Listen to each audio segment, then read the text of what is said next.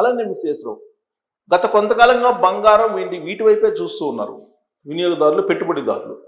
దీంతో real estate మొత్తం కంప్లీట్గా డమాల్ అయిపోయింది.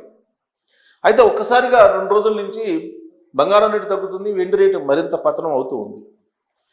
4 లక్షలు దిశగా వెళ్తున్నటువంటి వెండి రేటు రాకెట్ వేగంలో వెళ్ళిపోతున్నటువంటి పరిస్థితుల్లో ఒక్కసారిగా రివర్స్ అయింది. అంతే వేగంతో కిందకు వచ్చేసింది. ఇదంతా రియల్ ఎస్టేట్ని నిలపడానిక, రియల్ ఎస్టేట్కి సంబంధించినటువంటి వ్యవస్థలు ఇప్పుడు వెండి బంగారాన్ని రేట్లు నియంత్రిస్తున్నాయి అనేటువంటి చర్చ కూడా జరుగుతుంది అంతర్జాతీయంగా. ఎందుకంటే అమెరికా అధ్యక్షుడు ట్రంప్ బేసిక్గా రియల్ ఎస్టేట్ వ్యాపారి. ట్రంప్ టవర్స్ అనేది ప్రపంచవ్యాప్తంగా ఉన్నాయి రియల్ ఎస్టేట్ వ్యాపారి. అతను రియల్ ఎస్టేట్ పడిపోతే ఆయనకు కూడా వ్యక్తిగత నష్టం. అందుకే బంగారం వెండి ధరలు పెరుగుతూ ఉంటే కనుక రియల్ ఎస్టేట్ మీద పెట్టుబడులు తగ్గుతూ ఉన్నాయి. గత 2 సంవత్సరాల నుంచి మనం చూస్తే బంగారం మీద పెట్టుబడి పెట్టినటువంటి వాళ్ళు 70% లాభపడ్డారు. అంటే రూపాయికి ₹1.70 వచ్చింది.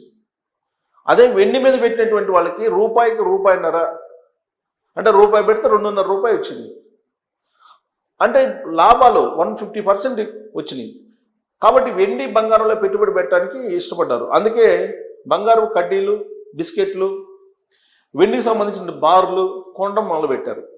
అంతర్జాతీయంగా ఇదే వరవడి కొనసాగుతుంది. దానికి తగ్గట్టు ఆయా దేశాల రిజర్వ్ బ్యాంకులు కూడా పోటీపడి బంగారం కొనుగోలు చేయడానికి క్యూ కట్టాయి. ఈ పరిణామంతో ప్రపంచవ్యాప్తంగా రియల్ ఎస్టేట్ కుప్పగూలిపోయింది. అమెరికాలో మీరు చెక్ చేసుకోవచ్చు, ఆన్లైన్లో గూగుల్లో అయినా చెక్ చేసుకోవచ్చు, 40% తగ్గించిస్తామని చెప్పినప్పటికీ కూడా అక్కడేటువంటి ఇళ్లను కొనుగోలు చేయడానికి ముందుకు రావట్లేదు ఎవరు. Official news. అక్కడ రియల్ ఎస్టేట్ కుప్పగూలిపోయింది. అక్కడ మాన్యం వచ్చిన తర్వాత 3-4 నెలలకు మనకి ఆ ఎఫెక్ట్ కనపడుతుంది. ప్రజెంట్ మాన్యం తీసుకు అమెరికా వెళ్తుంది అనేది ఆర్థికవేత్తలు చెప్తున్నారు. అందుకే 2008 తరహా ఛాయలు కనిపిస్తున్నాయి అనేది ఆర్థికవేత్తలు అమెరికా ఆర్థిక వ్యవస్థ గురించి చెప్తున్నారు. ఇప్పుడు అదే జరిగితే దాని ప్రభావం ఖచ్చితంగా భారతదేశం మీద కూడా ఉంటుంది, భారతదేశం మీద కూడా పడుతుంది. భారతదేశం కూడా మాన్యంలోకి వెళ్ళిపోయే అవకాశం ఉంది. ఇలాంటి పరిస్థితుల్లో మినిమం గ్యారంటీ పెట్టుబడులు ఏంటంటే బంగారం. ఆ తర్వాత ఇప్పుడు వెండి. ఈ వెండిని ఎందుకు కొంటున్నారంటే ఈ మధ్యకాలంలో ఒకవేళ వెండి పెరిగినప్పటికీ అమాంతం తగ్గేటువంటి అవకాశం లేదు అనేటువంటి భావన కలిగించారు అంతర్జాతీయంగా. ఎందుకనంటే ఇప్పుడు సోలార్ పవర్స్ కానీ లేదంటే ఈవీ వెహికల్స్ కానీ పెద్ద ఎత్తున వస్తున్నాయి. సోలార్ కంపెనీలకి వెండి అవసరం, ఈవీ వెహికల్స్ మ్యానుఫ్యాక్చరర్స్ కూడా వెండి అవసరం. ఆ కారణం చేత సప్లైకి డిమాండ్కి మధ్య చాలా గ్యాప్ ఉంది. అందుకే వెండి రేటు పెరుగుతుందని చెప్పి అంచనా వేశారు. కానీ గత 2 రోజుల నుంచి చూస్తే వెండి రేటు అమాంతం పడిపోతూ ఉంది. ఇది ఎందుకు పడిపోతుందంటే ఇది ఒక పెద్ద గ్యాంబ్లింగ్ అంతర్జాతీయంగా. రియల్ ఎస్టేట్ని నిలబెట్టడానికి బంగారం వెండి రేట్లను తాత్కాలికంగా తగ్గిస్తున్నారు అనేది ఒకటి వినిపిస్తుంది. ఇది తాత్కాలికమైనటువంటి డౌనే కానీ పర్మనెంట్ డౌన్ కాదు అని చెప్పి ఎక్స్పెక్ట్ చేస్తున్నారు ఆర్థికవేత్తలు. సో కాబట్టి వెండికి సంబంధించి ఇప్పుడు ఎవరైతే కొన్నారో వాళ్ళు కంప్లీట్గా బలైపోయారని చెప్పి నిన్న ఇవాళ వస్తున్నటువంటి న్యూస్. మరి రాబోయే రోజుల్లో వెండి పెరగదా అని అంటే చెప్పలేనటువంటి పరిస్థితుల్లో ఎక్స్పర్ట్స్ ఉన్నారు. అసలు వెండికి సంబంధించినటువంటి చూస్తే ఇవాళ ఒక్కరోజు 55,000 తగ్గింది. నిన్నటి నుంచి చూస్తే కనుక ఆల్మోస్ట్ 89,000 తగ్గింది కిలోకి. సో డమాల్ వెండి ధర డమాల్ పతనమైనటువంటి ధరలు, భారీగా పతనమైన ధరలు. 4 లక్షలకు పోతుంది అనుకున్నది ఇప్పుడు ఏమవుతుంది, ఫ్యూచర్ మార్కెట్లో 60,000 తగ్గింది కిలో సిల్వర్. బంగారం వెండి ధరలు కుప్పకూలాయి. మల్టీ కమాడిటీ ఎక్స్చేంజ్లో సిల్వర్ ఫ్యూచర్స్ మార్చి కాంట్రాక్ట్ ధర శుక్రవారం రోజు 67,891 లేదా 16.97% తగ్గి ₹3,32,002 జారుకుంది. ఇది ఇంకా ఇవాళ మళ్ళీ 55,000 తగ్గింది. సో అతిపెద్ద పతనం ఇది. All time record 4,20,000.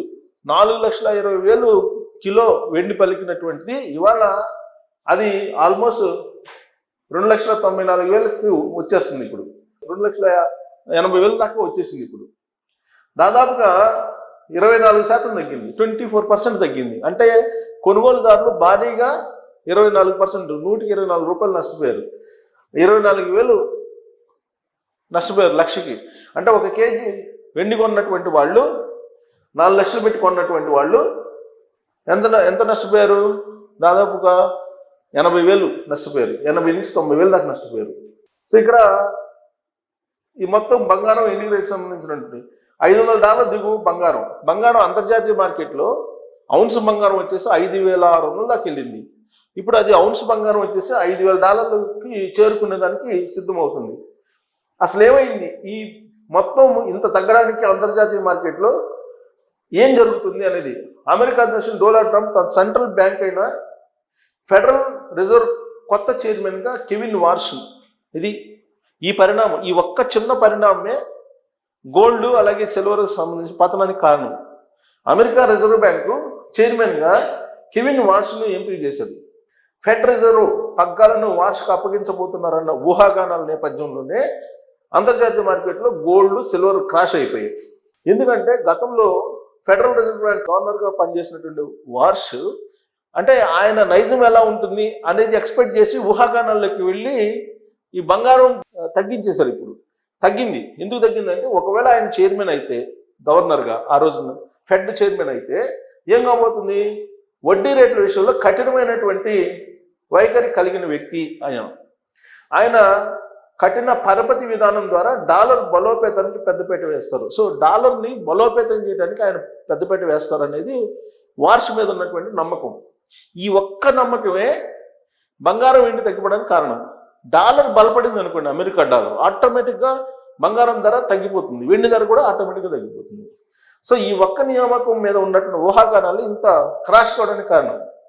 కఠినమైనటువంటి పరపతి విధానం ద్వారా డాలర్ బలోపేతం పెద్దపీట వేస్తారన్న అంచనాల నేపథ్యంలో కమోడిటీ ఇన్వెస్టర్లు అప్రమత్తమై రికార్డు గరిష్టాల వద్ద పెద్ద ఎత్తున లాభాల స్వీకరణకు పాల్పడ్డారు. ఒక్కసారిగా అమ్మకాలను పోటెత్తించడంతో బంగారం వెండితో పాటు అన్ని లోహాల ధరలు ఒక్కసారిగా కొప్పుకోలేవు.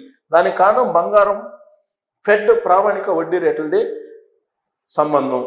సో కాబట్టి ఒకే ఒక్క నియామకం, వార్ష్ నియామకం అనేది ఆయన యొక్క క్యాపబిలిటీ అంతకుముందు తెలుసు కాబట్టి డాలర్ని బలోపేతం చేస్తాడు, కఠినమైనటువంటి పరపతి విధానం తీసుకొని అయినా సరే అని నమ్మకం. ఆ ఒక్క నమ్మకంతో ప్రపంచవ్యాప్తంగా మొత్తం సినారియో మారిపోయింది. నేను అందుకే చెప్పింది మనం అంచనా వేయడం కష్టం అని చెప్పి. అమెరికాలో ఒక చిన్న మార్పు మొత్తం ప్రపంచాన్ని మార్చేస్తుంది. ఇప్పుడు ఆయన మేలో అవుతాడు, మేలో ఎప్పుడో చైర్మన్ అవుతాడు ఫెడ్కి, కానీ దాని ప్రభావం ఇప్పుడే కనపడింది. సో వెండికి ఉన్నటువంటి వాళ్ళ పరిస్థితి 24% నష్టపోయారని అంటే మరి రాబోయే రోజుల్లో వార్ష్ తీసుకునేటువంటి నిర్ణయాలు కనుక గతంలో మాదిరిగా ఉంటే, 2008 మాదిరిగా ఉంటే అమెరికా డాలర్ బలోపేతం అవుతుంది. అమెరికా డాలర్ బలోపేతం అయినప్పుడు ఆటోమేటిక్గా బంగారం రేటు, వెండి రేటు తగ్గుతుంది. సో రాబోయే రోజుల్లో మరి వార్ష్ తీసుకునే నిర్ణయాల మీద, ట్రంప్ తీసుకునే నిర్ణయాల మీద, ఎందుకంటే ట్రంప్ ఏదైతే నిర్ణయం తీసుకుందో వార్ష్ కూడా అదే తీసుకుంటారు కాబట్టి దాని మీద వెండి ధర కూడా ఆధారపడి ఉంటుంది. అలా ఒకవేళ కనుక అదే ట్రెండ్ కొనసాగితే ఈ 25% కాస్త 40% నష్టపోయినా ఆశ్చర్యపోవసలేదు వెండి కొనుగోలుదారులు. పైగా ఇప్పుడు తగ్గుతుంది కాబట్టి అమ్మేవాళ్ళ సంఖ్య ఎక్కువగా ఉంటుంది. టోటల్గా మే తర్వాత మాత్రం దీనికి క్లారిటీ వచ్చే అవకాశం ఉంది. సో అప్పటి లోపల ఈ హెచ్చుతగ్గులు అనేది మనకు కనిపిస్తూ ఉంటాయి. Thank you.